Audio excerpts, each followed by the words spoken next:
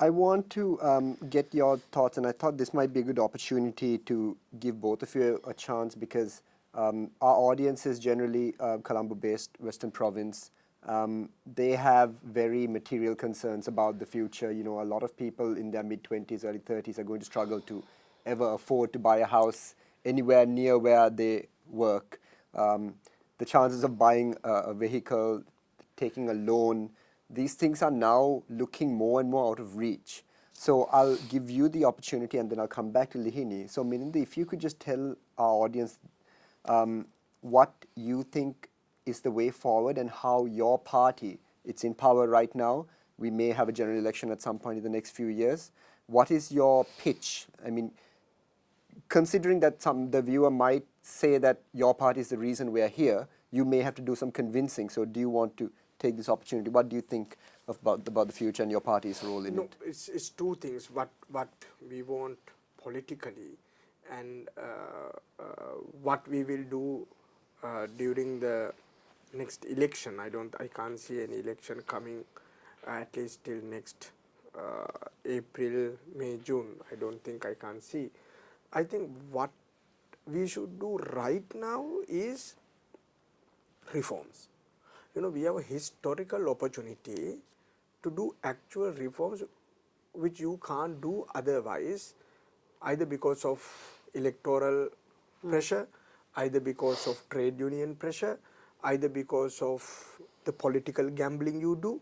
But this is that great opportunity we have. Today you have a president who actually, I like the fact that he doesn't have a responsibility, or he doesn't, not the responsibility, he is not catering to a particular political party, political power, because you can do your reforms now, and SLPP has agreed to support that. So this is a great opportunity for him. And I can see also from the SJB, the most of the SJBs are close to Ranil Wickremesinghe and supporting Ranil Wickremesinghe in most of his reforms in different ways. So this is a great opportunity we as a country today to get these reforms done. Now see how what Kanchan is doing at the energy sector. The people didn't support the trade unions. This is a historical thing. Always people support trade unions, but today they don't support. They know these small leftist parties what they are doing. So I think looking at the election, I think that is completely different story and narrative. We have to even think separately next year. We should not at this very moment think about election. If I can press you, Milinda, on this. So you said that you're in a way happy. So what you're saying is that Ranil Wickremesinghe doesn't have that pressure because technically he doesn't have to satisfy any stakeholders.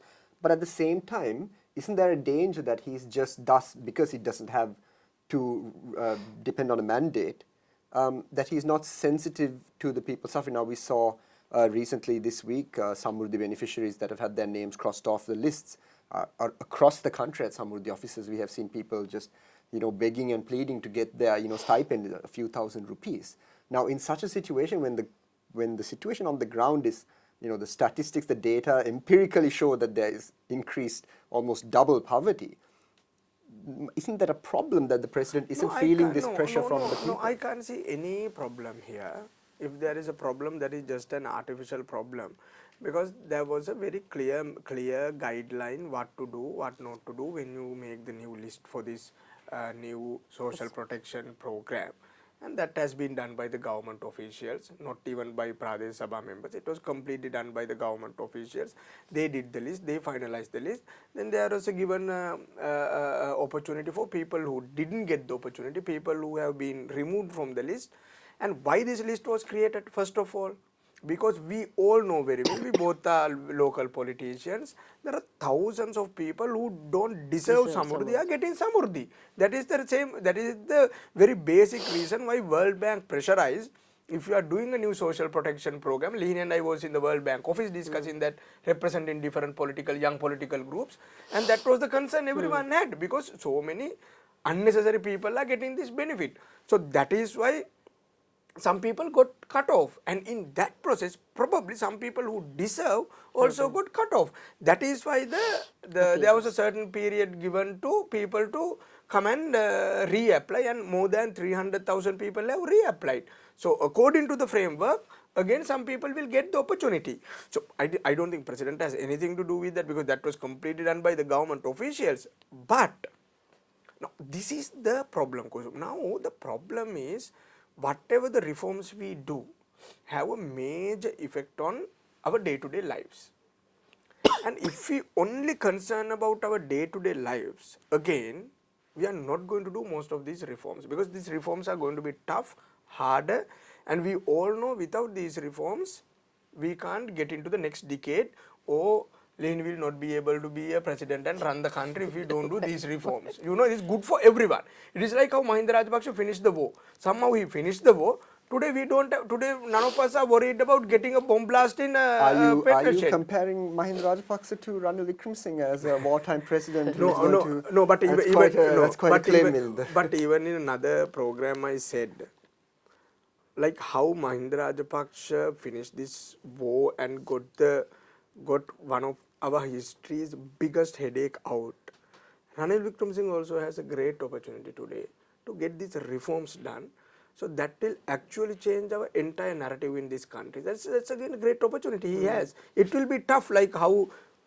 So Lihini, if I can just come to you, I think in 2015, the Yapalne government under the premiership of Ranil Wickremesinghe had similar opportunities. I think, in fact, they came into power with certain promises and guarantees regarding corruption, regarding Yapalne, regarding creating a new type of government, okay?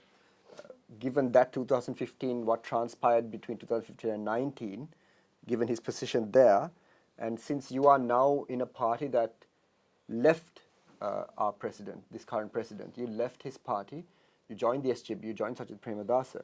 So could you just tackle what Milinda was talking about, as well as telling our audience what is the SJB's main pitch to voters in our urban centers and around the Western Province in Colombo? So answering the whole concept, got the question on the Yahapalane.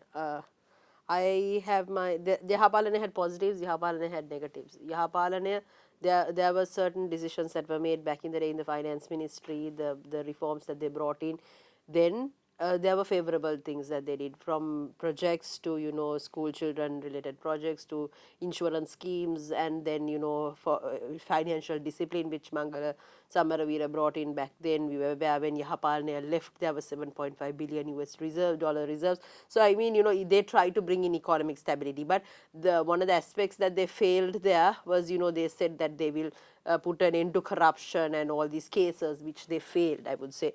Then, you know, the officials that they appointed to investigate on the whole corruption and bribery, and, you know, it didn't materialize. And also, I think they didn't bring the necessary laws, the stolen asset recovery initiatives, all of that could have been brought in. But then one factor is, when they came into 2015, they came to power after Mahinda Rajapaksa was in power for almost since 2005. So after 20 years, so the system was so established, from the grassroots levels to the Grama Sevakas to the Samurdhi Niyamakas, the system was so established. So, you know, overnight people expecting them to change was difficult, because that was the challenge. So even though they tried to bring in change, they couldn't, because officials were still, back in the day, they were all SLP. That's why we see a flip. And then also, you can't actually blame only the UNP.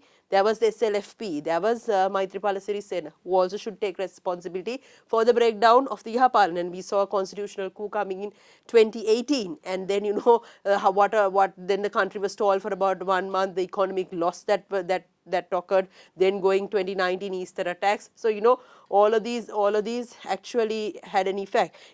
But SJB, I would say, as a party, is different, because SJB now comes with its policies.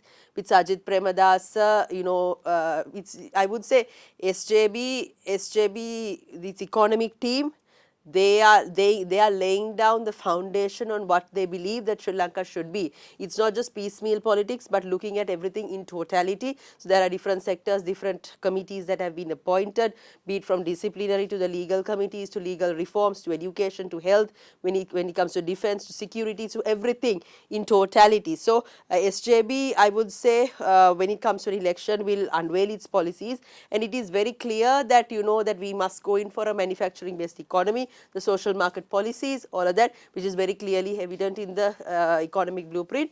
So I think, you know, but answering to what Milinda said previously about, that this is the time to hold on for reforms, I want to say, but then not at the cost of holding people's right to vote, because people, when elections are due, elections must be held. It's a right of the people.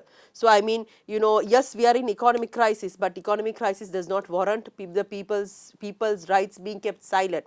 So these reforms should have happened back in the day. So again, you want the mandate to do reforms only, because if SJB goes in for an election, it's not about telling we are giving this free or that freebies or anything like that. People must clearly understand the ideologies that the SJB will set forward.